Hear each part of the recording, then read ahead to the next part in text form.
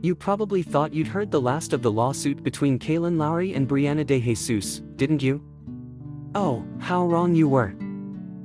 All the way back in June of last year, Kailyn sued Briana for defamation. She was upset that Briana had publicly stated that she'd gotten arrested for assaulting Chris Lopez the year before, and that she'd claimed that she'd broken into Chris' mother's home. So she filed the lawsuit, and the feud they'd already been in for years only got worse.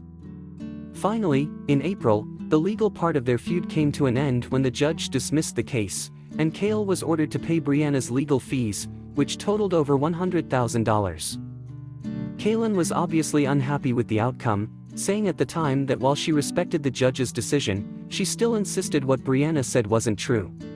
Briana, meanwhile, was absolutely ecstatic. And we got to see a lot of that during this week's premiere of Teen Mom, The Next Chapter. Before she got the news that the lawsuit had been dropped, Briana complained that the whole thing was mentally exhausting, which sounds fair. All the questions she asked me wasn't even about the case, she revealed. It was more about my history with Javi or my friendship with Chris. They wanted to know if me and him hooked up or me and him did whatever. We'd heard that before, that Briana felt the whole thing was just an elaborate way for Kail to find out if she had messed around with Chris Lopez. Click on the bell icon to stay up to date on my new videos.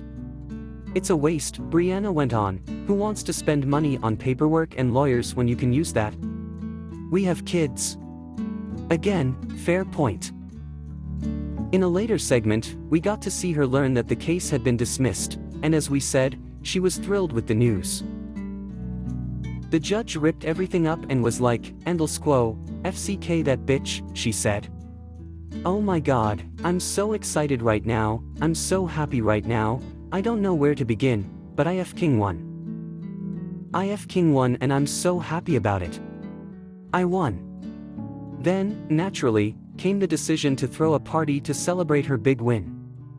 While speaking to the camera, she explained, "I would love to see everybody under one roof who support me and love me, and I just want to have a good time with them. If it wasn't for them, I don't think I would be here today. That SHT was the most stressful thing I've ever been through," she said. "A part of me doesn't believe that I won this lawsuit, so I feel like throwing a party will just have the outcome embedded in me.